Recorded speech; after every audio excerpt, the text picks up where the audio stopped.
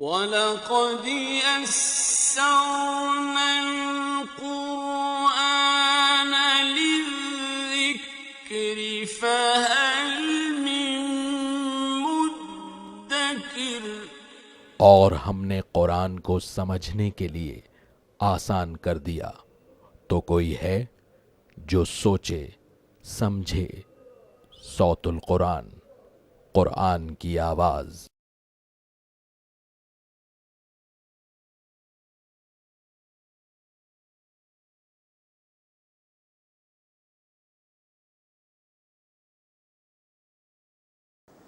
نحمده ونصلي على رسوله الكريم اما بعد فاعوذ بالله من الشيطان الرجيم بسم الله الرحمن الرحيم فاصبح في المدينة خائفا يترقب فاذا الذي استنصره بالامس يستصرخه قال له موسى انك لغوي مبين صدق اللہ العظیم۔ سورۃ القصص آیت نمبر 18 سے ہم اپنا مطالعہ شروع کر رہے ہیں۔ دوسرا رکوع اس سورہ مبارکہ کا اس وقت جاری ہے۔ موسیٰ علیہ السلام کے ہاتھوں ایک شخص کا قتل ہو گیا تھا جو کہ فرعون کی قوم میں سے تھا۔ اس کے بعد اب ذکر آ رہا ہے فَأَصْبَحَ فِي الْمَدِينَةِ خَائِفًا يَتَرَقَّبُ، بس شہر میں انہوں نے صبح کی ڈرتے ہوئے، انتظار کرتے ہوئے۔ اب وہ انتظار میں تھے کہ دیکھیں کیا معاملہ ہوتا ہے۔ فَإِذَا الَّذِي اسْتَنصَرَهُ بِالْأَمْسِ يَسْتَصْرِخُ، تو اچانک وہی جس نے کل ان سے مدد مانگی تھی، دیکھا کہ وہ پھر ان سے فریاد کر رہا ہے۔ قال له موسیٰ، موسیٰ علیہ السلام نے اس سے کہا انک لغوی مبین، بے شک تو بالکل کھلا گمراہ ہے۔ یعنی کہ روز تیرا دھندا یہی کہ کسی نہ کسی سے لڑتا ہی رہتا ہے۔ اگلے دن میں اس کا یہ معاملہ ہوا، فرعون کی قوم میں سے کسی فرد کے ساتھ اس کا جھگڑا ہو گیا، پھر یہ فریاد کر رہا ہے کہ موسیٰ میری مدد فرمائیے۔ فلما ان اراد ان یبطش بالذی هو عدو لہما، پھر جب انہوں نے چاہا کہ اس پر ہاتھ ڈالیں جو ان دونوں کا دشمن تھا، یعنی فرعون کی قوم میں سے، قال یا موسیٰ، تو اس شخص نے کہا کہ اے موسیٰ، اتريد ان تقتلنی کما قتلت نفسا بالامس، کیا تم چاہتے ہو کہ مجھے قتل کر دو جیسے تم نے کل ایک آدمی کو قتل کیا تھا۔ اب یہ ہے کہ بے وقوف کی دوستی بھی نقصان کرتی ہے انسان کو۔ کل اسی کی مدد کی تھی موسیٰ علیہ السلام نے، آج یہ ہوا کہ موسیٰ علیہ السلام بڑھے تھے اسی شخص کی طرف جو فرعون کی قوم سے تعلق رکھتا تھا۔ اس کو محسوس ہوا کہ موسیٰ میری طرف آ رہے ہیں، تو یہ چلا اٹھا کہ کیا موسیٰ مجھے تم قتل کرنا چاہتے ہو؟ یہ گویا اس نے راز فاش کر دیا کہ کل ایک قتل موسیٰ علیہ السلام کے ہاتھوں ہو گیا تھا۔ قال یا موسیٰ، اس نے کہا کہ اے موسیٰ، اتريد ان تقتلنی کما قتلت نفسا بالامس، کیا تم چاہتے ہو کہ مجھے قتل کر دو جیسے تم نے کل ایک آدمی کو قتل کیا تھا؟ ان تريد الا ان تكون جبارا في الارض، کیا تم یہ چاہتے ہو کہ زمین میں زبردستی کرتے پھرو؟ وما تريد ان تكون من المصلحین، اور تم نہیں چاہتے کہ تم مصلحین میں سے ہو جاؤ، یعنی اصلاح کرنے والوں میں سے۔ وجاء رجل من اقصى المدینة يسعى، اور ایک شخص شہر کے دور کے کنارے سے دوڑتا ہوا آیا۔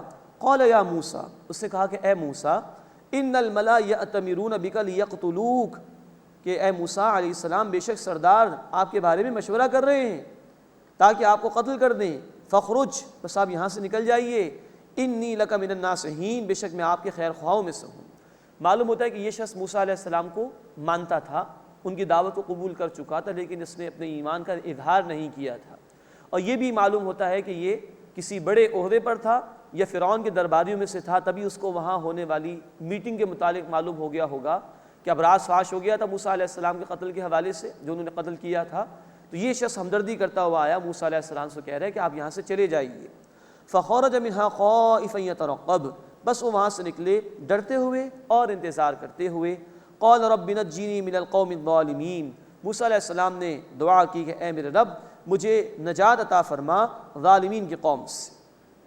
اس کے بعد اس سورہ مبارکہ کا تیسرا رکوع شروع ہو رہا ہے، جس میں ذکر ہے کہ موسیٰ علیہ السلام پھر مدین کے علاقے میں تشریف لے گئے تھے، وہاں ان کا نکاح بھی ہوا اور اللہ نے وہاں عمدہ ٹھکانہ بھی انہیں عطا فرمایا۔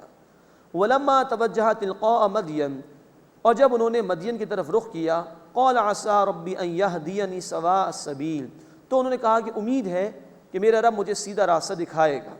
ولما ورد ماء مدین، اور جب وہ مدین کے پانی کے پاس آئے، مراد وہاں ایک کنواں تھا، اس کے پاس پہنچے، وجد علیہ امۃ من الناس یسقون، تو انہوں نے لوگوں کے گروہ کو پانی پلاتے ہوئے پایا، یعنی کہ اپنے جانوروں کو لوگ وہاں پر کنویں پر پانی پلا رہے تھے۔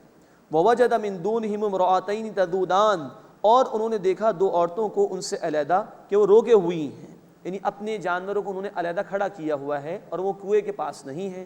قال ما خطبکما، موسیٰ علیہ السلام نے ان سے پوچھا تمہارا کیا معاملہ ہے؟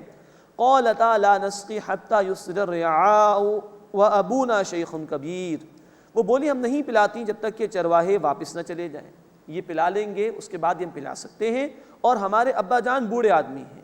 فسقا لہما ثم تولی الی الظل، تو انہوں نے ان کو پانی پلایا، مراد ہے کہ ان عورتوں کے جانوروں کو موسیٰ علیہ السلام نے پانی پلا دیا۔ ثم تولی الی الظل، پھر وہ سائے کی طرف آئے، کسی درخت کے نیچے آ کے بیٹھ گئے ہوں گے۔ فقال، پس یوں دعا کی، رب انی لما انزلت الی من خیر فقیر، اے میرے رب بے شک جو نعمت بھی تو مجھے عطا فرما دے میں اس کا محتاج ہوں۔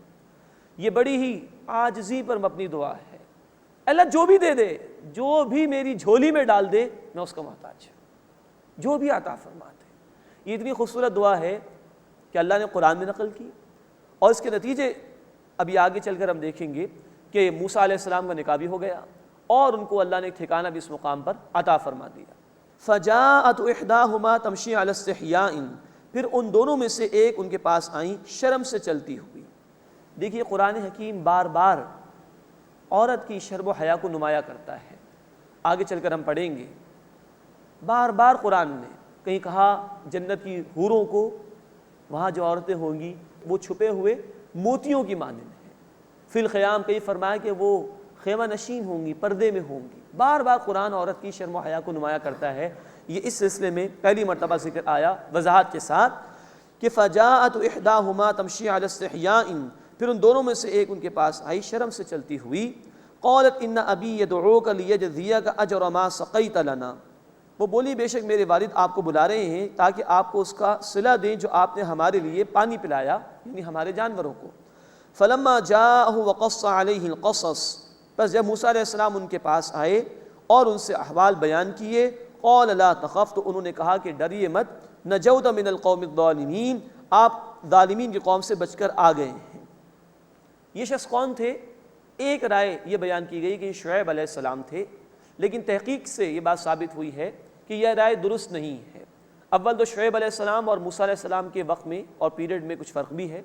نمبر دو، یہ اگر اللہ کے رسول ہوتے شعیب علیہ السلام تو جو نقشہ قرآن نے اس مقام پر پیش کیا ہے اس میں کوئی دعوت اور اس کے حوالے سے قوم کا رد عمل وہ بھی سامنے آتا، اور اگر غلبہ دین ہو چکا ہوتا تو پھر ایک رسول کی بیٹیاں، ایسا تو نہ ہوتا کہ وہ پانی پلانے کے لیے باہر جو ہے وہ پھر رہی ہوں، ایسا تو نہیں ہو سکتا تھا، پھر تو کوئی خدمتگار ہو سکتے تھے، نیک اللہ کے بندے ہو سکتے تھے جو رسول کی بیٹیوں کے ساتھ اچھا سلوک کرتے۔ تو شعیب علیہ السلام تو نہیں تھے، یہ تحقیقی رائے ہے، بلکہ کوئی اور اللہ کے نیک بندے تھے جن کی بیٹیوں کا اور جن کا ذکر اس مقام پر قرآن نے بیان کیا۔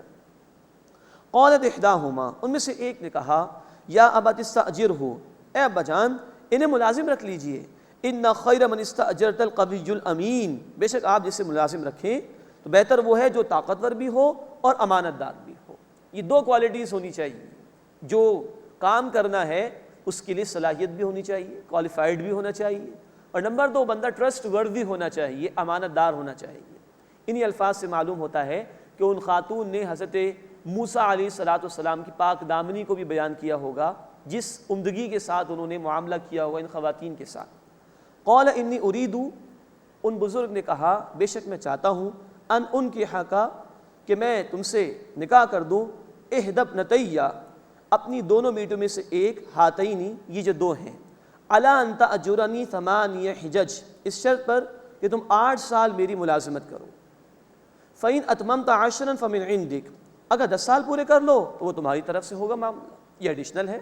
وما اريد ان اشق عليك، اور میں نہیں چاہتا کہ تم پر مشقت ڈالوں، ستجدنی ان شاء اللہ من الصالحین، ان قریب تم مجھے عمدہ معاملہ کرنے والے اور نیک لوگوں میں سے پاؤ گے۔ اب یہاں ان بزرگ نے اپنی 2 بیٹیوں میں سے ایک کا رشتہ پیش کیا موسیٰ علیہ السلام کو۔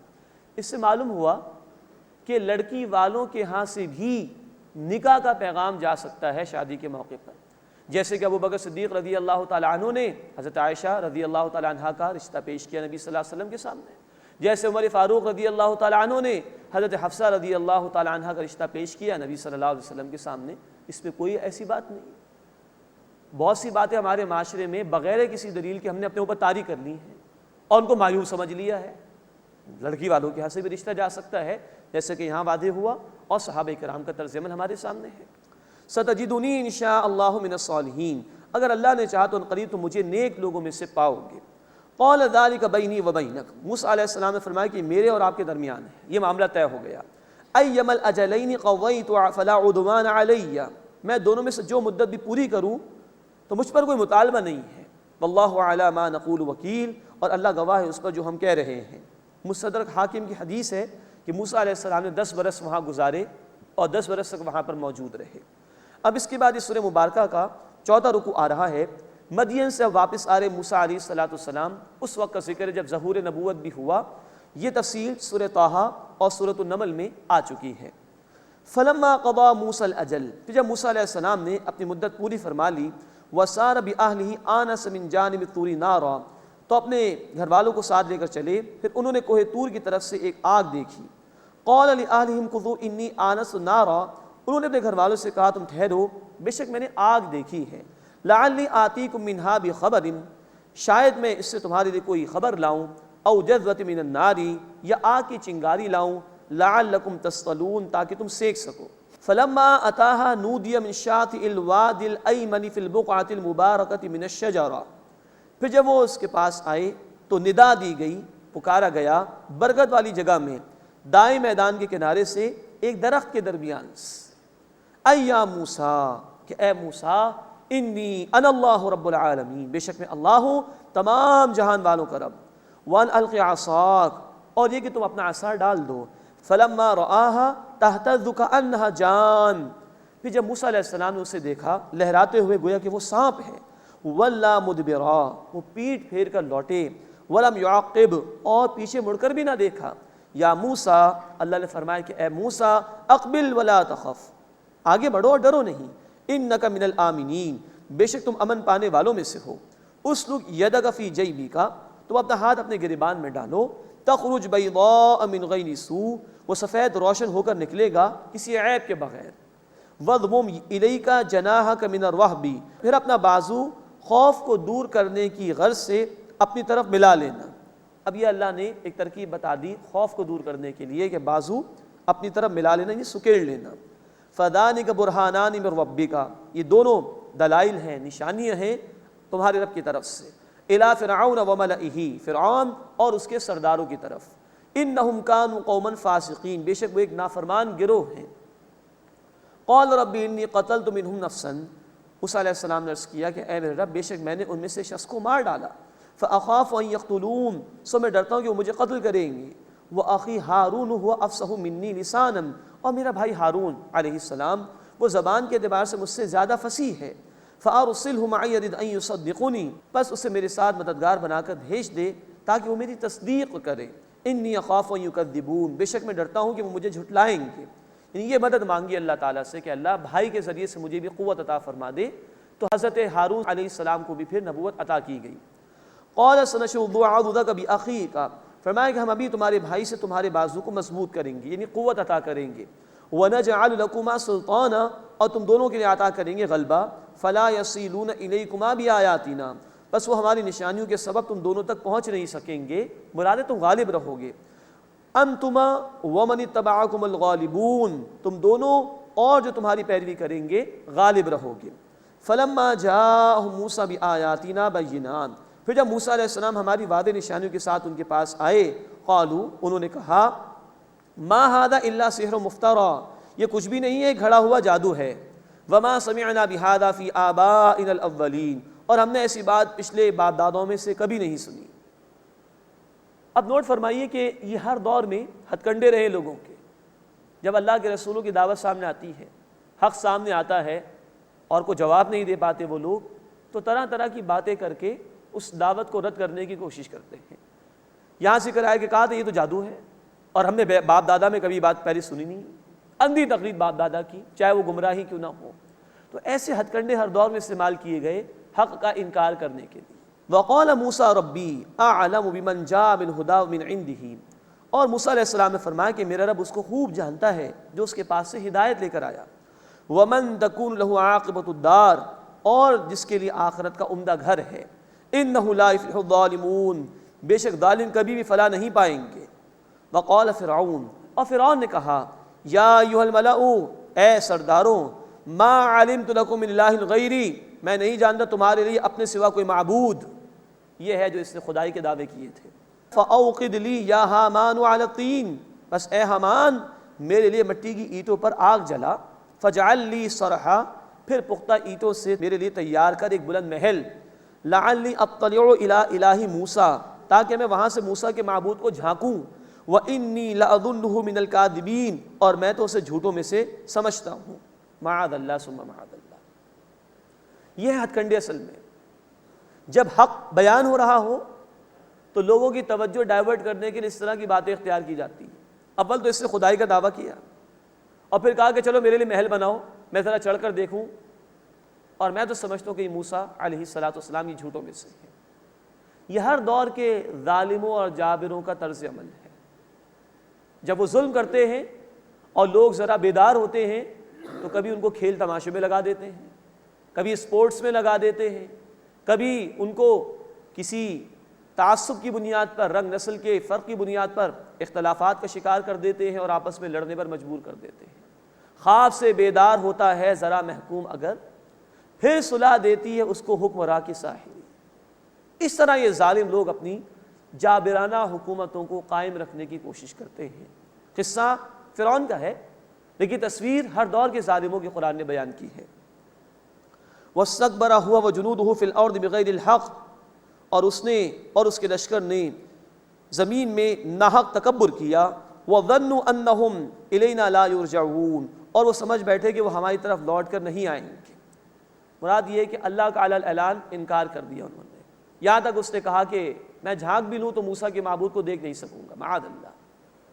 اسی دور کے اندر رشیا جیسا ملک جو کہ سپر پاور سمجھا جاتا تھا، اس کے سائنسدان فضاؤں میں گئے، بہت ترقی کی انہوں نے، امریکہ سے بھی پہلے پہنچ گئے، لیکن کہا کہ ہمیں خدا کہیں نہیں ملا۔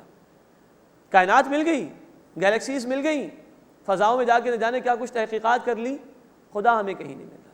یہ ہر دور کے نافرمانوں کا اس طرح کا رویہ ہوتا ہے۔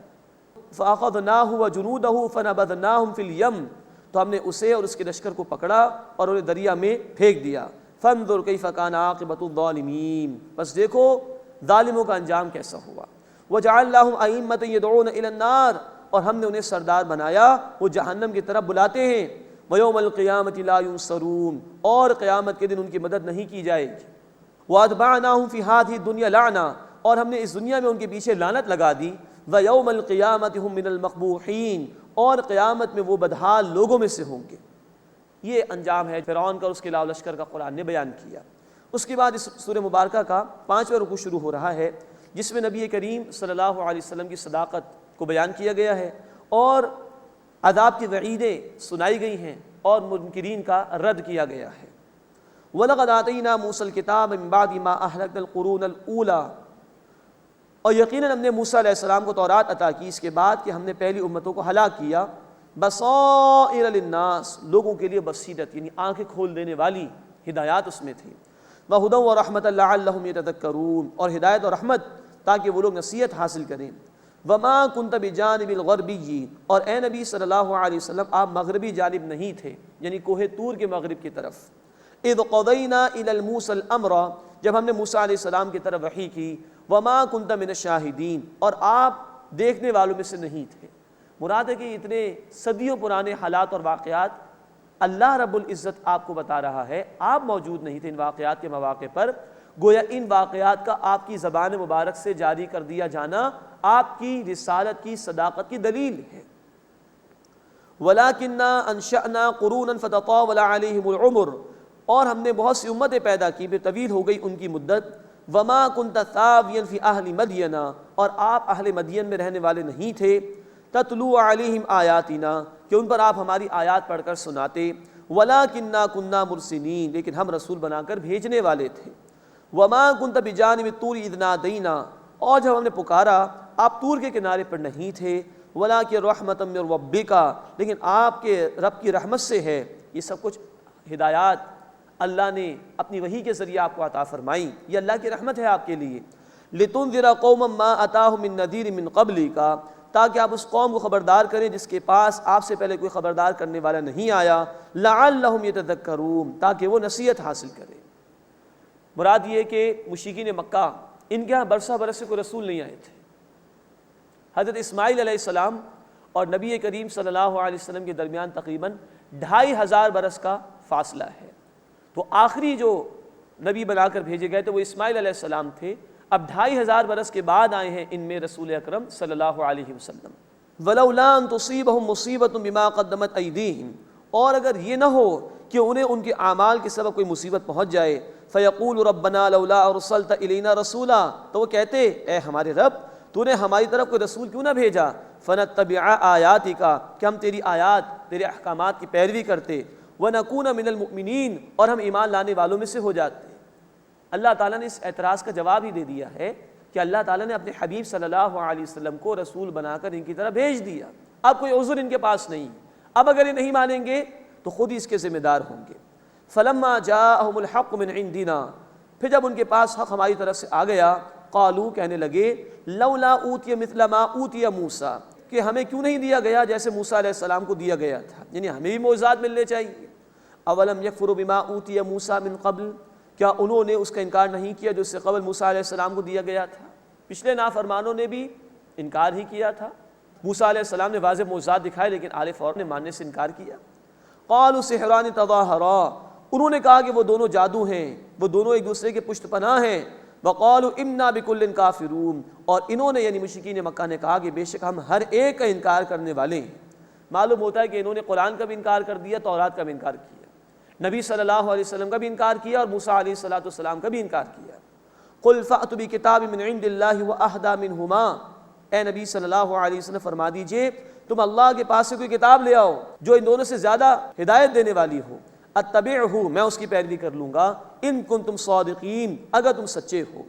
فإن لم يستجیبوا لک، بس اگر وہ آپ کی بات قبول نہ کریں، اس چیلنج کو قبول نہ کریں، فاعلم، تو اے نبی صلی اللہ علیہ وسلم جان لیجئے، انما یتبعون اہواءہم، کہ وہ صرف اپنی خواہشات کی پیروی کرتے ہیں۔ ومن اضل ممن اتبع ہواہ بغیر ھدی من اللہ، اور اس سے زیادہ گمراہ کون ہوگا جس نے اپنی خواہش کی پیروی کی اللہ کی طرف سے کسی ہدایت کے بغیر۔ ان اللہ لا یہدی القوم الظالمین، بے شک اللہ تعالیٰ ظالمین کی قوم کو ہدایت نہیں دیا کرتا۔ اب اس سورہ مبارکہ کا 6واں رکوع شروع ہو رہا ہے، اس میں عیسائیوں میں سے بعض لوگ ایمان لے آئے تھے، ان کا ذکر ہے، اور مشرکین کو وعیدیں یعنی ڈراوے سنائے گئے ہیں۔ وَلَقَدْ وَصَّلْنَا لَهُمُ الْقَوْلَ لَعَلَّهُمْ يَتَذَكَّرُونَ، اور یقیناً ہم نے پہم ان کے لیے اپنا پیغام بھیجا، مسلسل بھیجا، تاکہ وہ نصیحت حاصل کریں۔ مراد یہ ہے کہ اللہ نے ہر دور میں لوگوں کے لیے ہدایت کا سامان کیا اور رسولوں کو اپنی کتاب عطا فرمائی، کبھی ایسا نہیں ہوا کہ اللہ تعالیٰ نے انسانیت کے لیے کوئی ہدایت کا سامان پیدا نہ کیا ہو۔ تو فرمایا کہ مستقل پیغام ہم نے اپنا کلام بھیجا تاکہ وہ نصیحت حاصل کریں۔ اب نصارہ میں سے بعض لوگوں کا ذکر آ رہا ہے، مفسرین نے نقل کیا ہے کہ یہ کچھ لوگ تھے جو حبشہ سے تشریف لائے تھے اور انہوں نے ایمان قبول کیا تھا، ان کی تعریف اللہ نے بیان فرمائی اور ان کے طرز عمل کا ذکر بھی بیان کیا ہے۔ الذین آتیناہم الکتاب من قبلہ ہم بہ یؤمنون، جن لوگوں کو ہم نے اس سے پہلے کتاب عطا کی وہ اس قرآن پر ایمان لاتے ہیں۔ وَإِذَا يُتْلَىٰ عَلَيْهِمْ قَالُوا آمَنَّا بِهِ، اور جب ان کے سامنے قرآن پڑھا جاتا ہے تو کہتے ہیں ہم اس پر ایمان لاتے ہیں۔ إِنَّهُ الْحَقُّ مِن رَبِّنَا، بے شک یہ حق ہے ہمارے رب کی طرف سے۔ إِنَّا كُنَّا مِن قَبْلِهِ مُسْلِمِينَ، بے شک ہم پہلے ہی اس کے فرما بردار تھے۔ أُولَٰئِكَ يُؤْتَوْنَ أَجْرَهُم مَّرَّتَيْنِ بِمَا صَبَرُوا، یہی لوگ ہیں جن کا اجر دوہرا دیا جائے گا اس لیے کہ انہوں نے صبر کیا۔ بخاری شریف کی حدیث ہے، یہ دوہرا اجر اس لیے پچھلے رسول اور کتاب کو بھی مانا اور اب جو رسول ہے صلی اللہ علیہ وسلم انہیں بھی اور ان کی کتاب کو بھی مانا۔ بما صبروا، اس لیے کہ انہوں نے صبر کیا، یعنی کہ جو بھی مشکلات آئیں ان کو برداشت کیا اور حق قبول کر لیا۔ وَيَدْرَؤُونَ بِالْحَسَنَةِ السَّيِّئَةَ وَمِمَّا رَزَقْنَاهُمْ يُنْفِقُونَ، اور وہ بھلائی سے برائی کو دور کرتے ہیں، یعنی برائی کا جواب اچھائی سے دیتے ہیں اور جو کچھ ہم نے انہیں عطا کیا ہے اس میں سے خرچ کرتے ہیں۔ وَإِذَا سَمِعُوا اللَّغْوَ أَعْرَضُوا عَنْهُ، اور جب وہ کوئی لغو یعنی بیکار بات سنتے ہیں تو اس سے کنارہ کشی کرتے ہیں۔ وَقَالُوا، اور وہ کہتے ہیں لَنَا أَعْمَالُنَا وَلَكُمْ أَعْمَالُكُمْ، ہمارے لیے ہمارے اعمال ہیں اور تمہارے لیے تمہارے اعمال ہیں۔ سلام علیکم، تم پر سلامتی ہو، لا نبتغی الجاہلین، ہم جاہلوں سے الجھنا نہیں چاہتے۔ یہ اشارہ اس بات کی طرف ہے کہ جب یہ عیسائی آئے اور انہوں نے ایمان قبول کر لیا تھا اللہ کے فضل و کرم سے، تو ابو جہل وغیرہ نے ان کا مذاق اڑانا شروع کیا، ان سے الجھنے کی کوشش کی، تو انہوں نے صاف جواب دے دیا کہ ہم الجھنا نہیں چاہتے، تم بس سلامتی ہو، ہم جاہلوں سے نادانوں سے الجھنے کی کوشش نہیں کریں گے۔ اِنَّكَ لَا تَهْدِي مَنْ أَحْبَبْتَ، بے شک اے نبی صلی اللہ علیہ وسلم آپ جسے چاہیں ہدایت نہیں دے سکتے، وَلَٰكِنَّ اللَّهَ يَهْدِي مَن يَشَاءُ، لیکن اللہ جس کو چاہتا ہے ہدایت عطا فرماتا ہے، وَهُوَ أَعْلَمُ بِالْمُهْتَدِينَ، اور وہ ہدایت پانے والوں کو خوب جانتا ہے۔ یہ آیت بتا رہی ہے کہ ہدایت دینے یا نہ دینے کا کل اختیار اللہ کے ہاتھ میں ہے۔ اللہ کے رسول صلی اللہ علیہ وسلم کی چاہت تھی کہ آپ کے چچا ابو طالب کو ایمان قبول کر لیں۔ اللہ کے رسول کہتے بھی تھے کہ کان میں ہی کہہ دے میرے کلمہ پڑھ دے، میں آپ کے لیے دعا کر لوں۔ بخاری شریف کی پھر حدیث ہے کہ یہ آیت مبارکہ نازل ہوئی اور کہہ دیا گیا نبی صلی اللہ علیہ وسلم ہدایت آپ کے اختیار میں ہے۔ اللہ جس کو چاہتا ہے ہدایت دیتا ہے اور وہ ہدایت پانے والوں کو خوب جانتا ہے۔ وَقَالُوا إِن نَّتَّبِعِ الْهُدَىٰ مَعَكَ نُتَخَطَّفْ مِنْ أَرْضِنَا، اور وہ کہتے ہیں کہ اگر ہم آپ کے ساتھ ہدایت کی پیروی کریں تو ہم اپنی زمین سے اچک لیے جائیں گے۔ یہ مشرکین مکہ کا قول ہے۔ اگر ہم بت پرستی کو چھوڑ دیں اور توحید کی دعوت قبول کر لیں تو یہ جو بتوں کی وجہ سے چڑھاوے اور نذرانے آتے ہیں، یہ جو ہماری ایک ساکھ ہے، ہمیں مال و دولت ملتا ہے، تو ختم ہو جائے۔ اَوَلَمْ نُمَكِّن لَّهُمْ حَرَمًا آمِنًا، کیا ہم نے انہیں حرمت والے مقام امن میں ٹھکانہ نہیں دیا؟ پورے عرب کے اندر فساد ہو سکتا ہے لیکن حرم کے اندر کوئی فساد نہیں، سکون ہی سکون ہے۔ یجبا الیہ ثمرات کل شیء رزقا من لدنا، اس کی طرف کھنچے چلے آتے پھل ہر قسم کے ہماری طرف سے، ولکن اکثرهم لا یعلمون، لیکن ان میں سے اکثر جانتے نہیں ہیں۔ طرح طرح کا رزق اللہ نے عطا فرمایا ہے، ان کو امن عطا فرمایا ہے، لیکن جانتے نہیں۔ تو جب تک تم شرک کر رہے تھے تو اتنا کچھ اللہ نے دے دیا، تو اگر توحید پر آ جاؤ گے تو کیا اللہ تمہیں محروم کر دے گا؟ نوٹ فرمائیے، آج بھی لوگوں کو یہی خوف ہے کہ اگر ہم اللہ کی اطاعت قبول کر لیں، اللہ کے احکامات پر عمل درآمد شروع کر لیں تو ہماری معیشت ہی تباہ ہو جائے گی۔ اگر سود کو چھوڑ دیں تو نظام کیسے چلے گا؟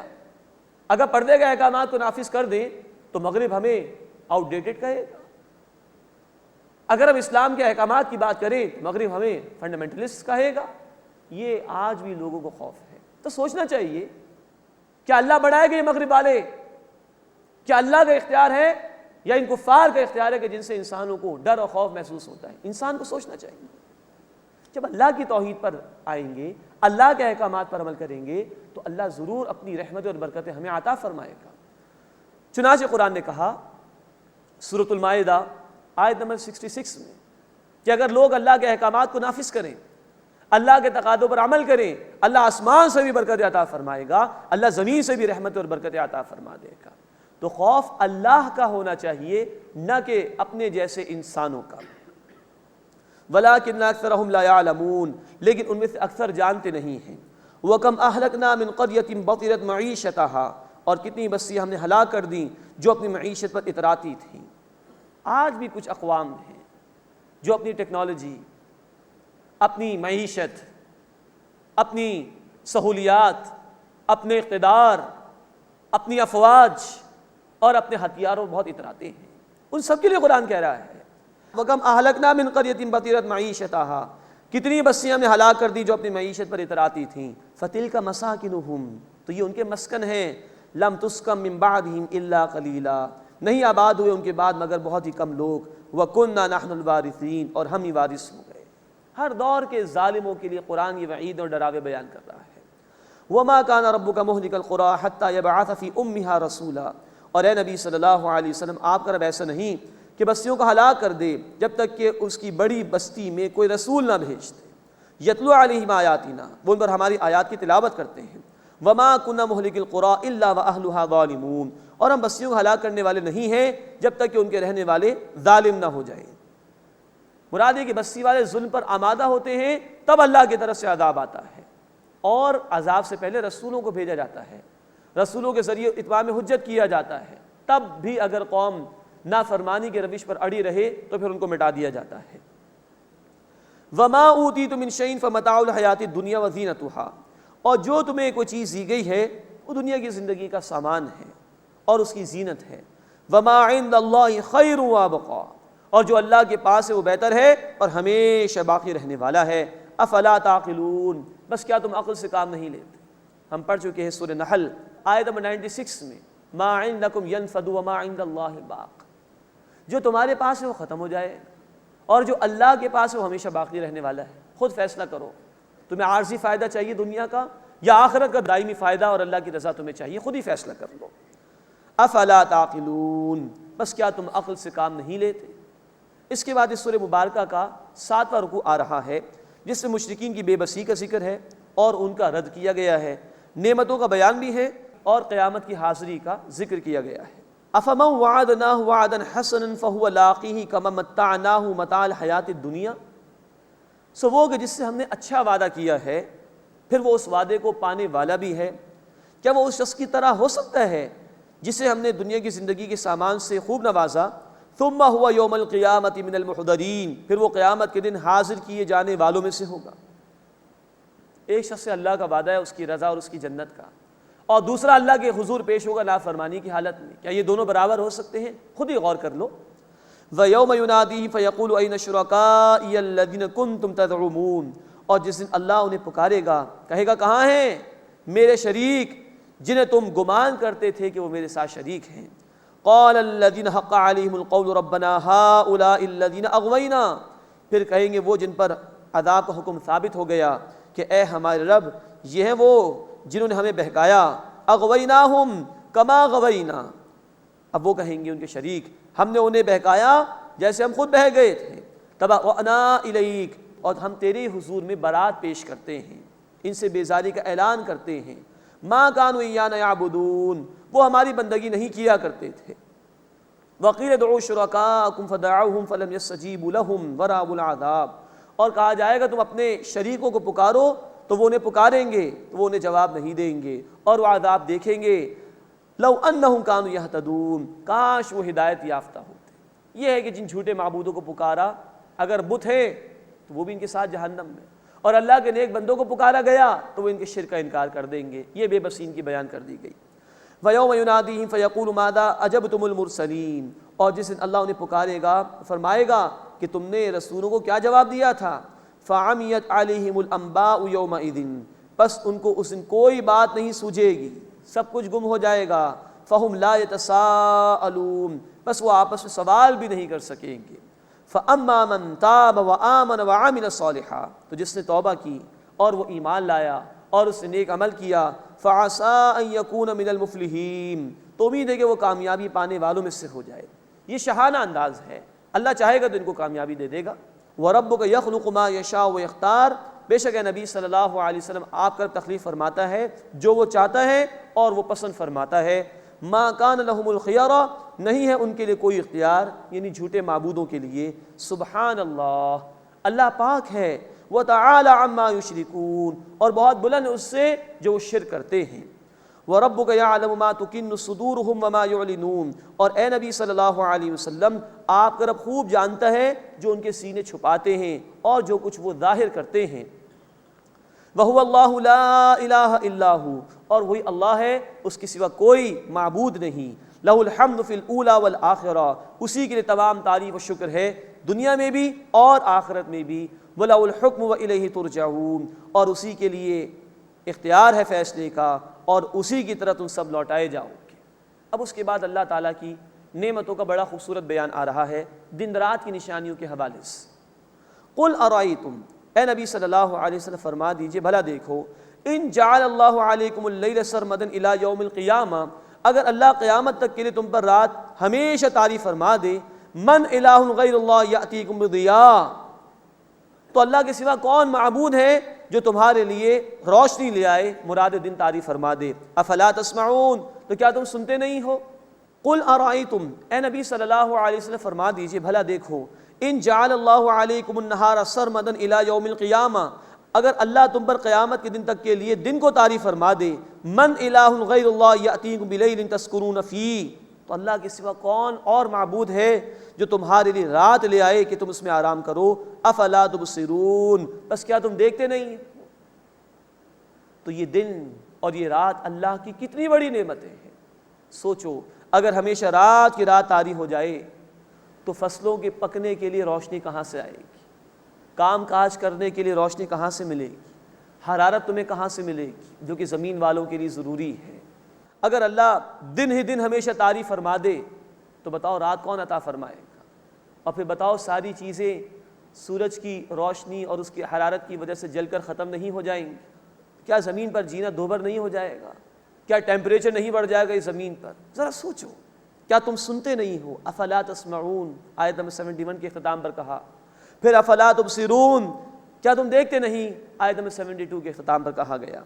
وَمِن رَحْمَتِهِ، اور اسی کی رحمت میں سے ہے، جَعَلَ لَكُمُ اللَّيْلَ وَالنَّهَارَ لِتَسْكُنُوا فِيهِ وَلِتَبْتَغُوا مِن فَضْلِهِ، کہ اس نے تمہارے لیے رات اور دن کو بنایا تاکہ تم اس میں آرام کرو یعنی رات میں، اور تم روزی تلاش کرو یعنی دن میں، وَلَعَلَّكُمْ تَشْكُرُونَ، اور تاکہ تم شکر ادا کرو.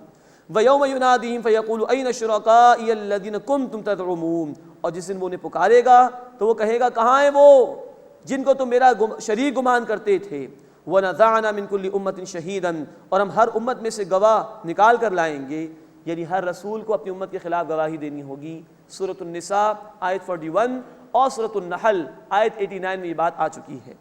فَقُلْنَا هَاتُوا بُرْهَانَكُمْ، پھر ہم کہیں گے اپنی دلیل پیش کرو. فَعَلِمُوا، پس وہ جان لیں گے، أَنَّ الْحَقَّ لِلَّهِ، کہ اللہ ہی کے لیے حق ہے. وَضَلَّ عَنْهُمْ مَا كَانُوا يَفْتَرُونَ، اور گم ہو جائیں گے وہ جو گھڑا کرتے تھے، وہ سب جھوٹ ان سے گم ہو جائے گا. اس کے بعد اس سورہ مبارکہ کا 8واں رکوع آ رہا ہے اور قارون کے واقعے کو اللہ نے بیان کیا. ایک مادہ پرست انسان اور ایک ضمیر فروش اور قوم فروش کردار ہے جو یہاں بیان کیا گیا. قارون موسیٰ علیہ السلام کی قوم میں سے تھا اور موسیٰ علیہ السلام سے اس کی رشتہ داری بھی تھی، لیکن بنی اسرائیل کے خلاف اس نے بغاوت کی اور فرعون کے دربار میں بڑا مقام حاصل کرنے کے لیے قوم کا سودا کر لیا.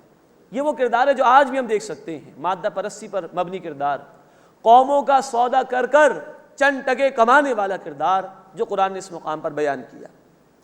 ان قارون کان من قوم موسیٰ فبغى علیہم، بے شک قارون موسیٰ علیہ السلام کی قوم میں سے تھا تو اس نے ان لوگوں پر زیادتی کی.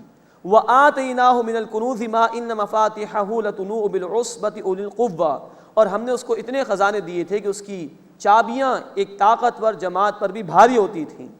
اتنا خزانہ کہ چابیاں اٹھانا ایک جماعت کے لیے دشوار تھا، تو خزانہ کتنا ہوگا. مشرکین مکہ کو بھی یہی خوف تھا کہ ہماری دولت ختم ہو جائے گی. اگر ہم محمد صلی اللہ علیہ وسلم کی بات کو مان لیں تو اس قارون کے واقعے کے بیان کے ذریعے سے ان کو بھی تنبیہ کی جا رہی کہ یہ مال اور دولت کام آنے والی شے نہیں. اذ قال له قومه لا تفرح، جب اس کی قوم نے اس سے کہا کہ اترا مت، ان اللہ لا يحب الفرحین، بے شک اللہ اترانے والوں کو پسند نہیں کرتا. انسان مال پر اتراتا ہے، یہ ختم ہو جانے والی شے ہے. قبر میں جب انسان جائے گا تو کوئی شے اس کے ساتھ نہیں جائے گی. ہاں قرآن نے کہا سورہ یونس آیت 58 میں، اگر قرآن کی دولت میں سے کسی کو کچھ ملا تو اس کو خوش ہونا چاہیے کہ ہاں اللہ نے مجھے کچھ عطا فرمایا، I have got something، اس سے بڑی کوئی نعمت نہیں. لیکن مال پر اترانا اس کی کوئی حیثیت اللہ کی نگاہوں میں نہیں. اس کے بعد بڑی اہم آیت ہے جس میں مال کے حوالے سے 4 ہدایات دی گئی. وَابْتَغِ فِي مَا أَتَاكَ اللَّهُ الدَّارَ الْآخِرَةَ، اور جو کچھ اللہ نے تجھے عطا فرمایا اس سے آخرت کا گھر طلب کر. وَلَا تَنْسَ نَصِيبَكَ مِنَ الدُّنْيَا، اور دنیا میں سے اپنا حصہ مت بھول. وَأَحْسِن كَمَا أَحْسَنَ اللَّهُ إِلَيْكَ، اور جیسے اللہ نے تیرے ساتھ احسان کیا تو بھی لوگوں کے ساتھ بھلائی کر. وَلَا تَبْغِ الْفَسَادَ فِي الْأَرْضِ، اور زمین میں فساد نہ مچا. ان اللہ لا يحب المفسدین، بے شک اللہ تعالیٰ فساد کرنے والوں کو پسند نہیں فرماتا. 4 ہدایات دی گئی ہیں ان لوگوں کو جن کے پاس مال ہو. نمبر 1، دنیا عارضی زندگی ہے، آخرت اصل زندگی ہے، تو جو بھی مال ہے اس کے ذریعے سے آخرت بنانے کی فکر و کوشش کرو، خرچ کرو اللہ کے راستے میں، اللہ کی اطاعت میں. نمبر 2، دنیا میں سے اپنا حصہ نہ بھولو، جائز طریقے پر دنیا کماؤ، اس کی اجازت ہے. کنجوسی سے منع کیا گیا، انسان اپنی ذات پر اپنے متعلقین کے حقوق پر خرچ کرے، اس کی اجازت ہے. نمبر 3، اللہ نے تمہیں عطا فرمایا، تمہاری کوئی حیثیت نہیں، تمہارا کوئی حق نہیں تھا، سراسر اس کا فضل ہے، تو تم دوسروں پر خرچ کرو، دوسروں کو بھی اللہ کی اس نعمت میں شیئر کرو اور ان کی ضروریات پر مال خرچ کرنے کی کوشش کرو. اور نمبر 4، فساد نہیں مچاؤ، مال اللہ کی نعمت ہے، اس کی ناقدری مت کرو. بدعات میں، فضول رسومات میں، شادی بیاہ کی رسومات، میت کے موقع کی رسومات، ان فضولیات میں خرچ کرنے سے مال کی ناقدری ہوتی ہے اور فساد برپا ہوتا ہے معاشرے میں، طبقاتی کشمکش جنم لیتی ہے. فرمایا کہ فساد نہ مچاؤ. ان اللہ لا يحب المفسدین، بے شک اللہ تعالیٰ فساد مچانے والوں کو پسند نہیں فرماتا۔ قال انما اوتیتہ علی علم عندی، اس نے کہا کہ یہ تو مجھے میرے علم کی بنیاد پر دیا گیا ہے۔ یہ ہے مادہ پرستی۔ ایسے ہی ایک واقعہ ہم نے پڑھا تھا سورۃ الکہف رکوع نمبر 5، باغ والے کا واقعہ۔ میرا باغ ہے، میری منصوبہ بندی، میری پلاننگ ہے، یہی مادہ پرستی ہے جس کو سورۃ الکہف رکوع نمبر 5 میں شرک قرار دیا گیا۔ تو جو دنیا پرست ہوتے ہیں وہ اپنی قوت بازو پر اعتماد رکھتے ہیں، اور جو اللہ کے ماننے والے ہوتے ہیں وہ ہر شے کو اللہ کا فضل سمجھتے ہیں۔ لیکن یہ ایک مادہ پرستی پر مبنی کردار اور قوم فروش، پوری قوم کا سودا گویا سے کر لیا تھا فرعون کے ہاتھوں۔ کہنے لگا انما اوتیتہ علی علم عندی، یہ تو مجھے میرے علم کی بنیاد پر دیا گیا ہے۔ اب اللہ کا تبصرہ، اولم یعلم، کیا وہ جانتا نہیں، ان اللہ قد اہلک من قبلہ من القرون من هو اشد منہ قوۃ واکثر جمعا، کہ اس سے قبل اللہ نے کتنی جماعتوں کو ہلاک کر دیا جو اس سے زیادہ سخت تھیں قوت میں اور زیادہ تھیں جمعیت میں، تعداد کے اعتبار سے۔ ولا يسأل عن ذنوبهم المجرمین، اور مجرمین سے گناہوں کے متعلق سوال نہیں کیا جائے گا۔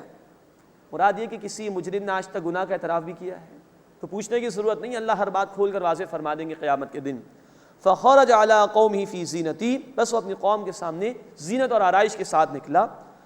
اب مراد یہ ہے کہ مالدار آدمی تھا، ہٹو بچوں کی صدائیں لگی ہوں گی، لوگ دیکھ رہے ہوں گے، بڑی عمدہ سواری ہوگی۔ آج کے اعتبار سے محسوس کر لیجئے تو کوئی لمبی سی بلیک مرسیڈیز ہو، آگے پیچھے مسلح گارڈ چل رہے ہوں، سڑکیں بلاک کر دی گئی ہوں اور لوگوں کو راستے میں روک دیا گیا ہو، کچھ ایسا معاملہ تھا۔ قال الذین یریدون الحیاۃ الدنیا، تو جو لوگ دنیا کی زندگی چاہتے تھے کہنے لگے یا لیت لنا مثل ما اوتی قارون، اے کاش ہمارے پاس بھی وہ ہو جو قارون کو دیا گیا ہے، انہ لذو حظ عظیم، یہ تو بڑے ہی نصیبوں والا ہے۔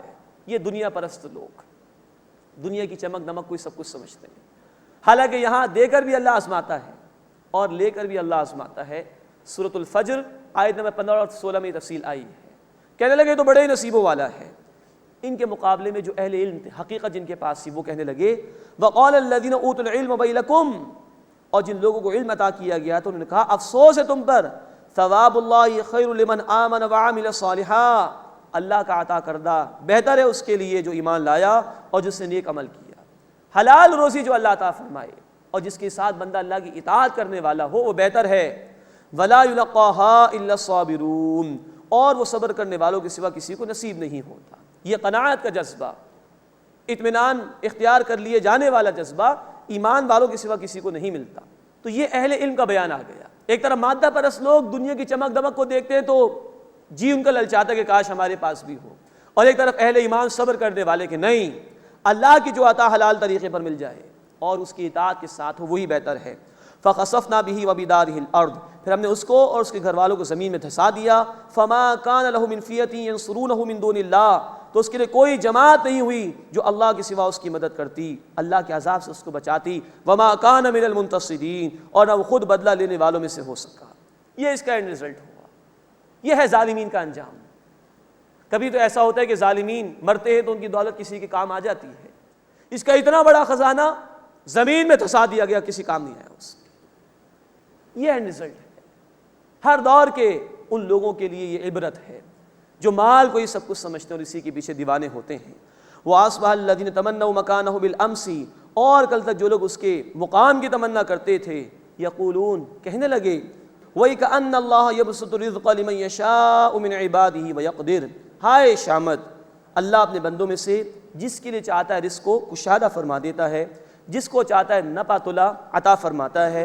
لولا امن اللہ علینا لخسف بنا، اگر اللہ ہم پر احسان نہ فرماتا تو یقیناً ہمیں بھی دھسا دیتا۔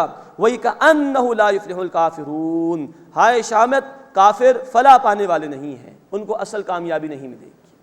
اللہ ہمیں مادہ پرستی کے فتنے سے محفوظ فرمائے اور اس دنیا کے بجائے آخرت کو سامنے رکھتے ہوئے محنت کرنے کی توفیق عطا فرمائے، اور دنیا کی چمک دمک میں پھنسنے کے بجائے اللہ اپنی رضا کے لیے اور آخرت کی کامیابی کے لیے محنت کرنے کی توفیق عطا فرمائے۔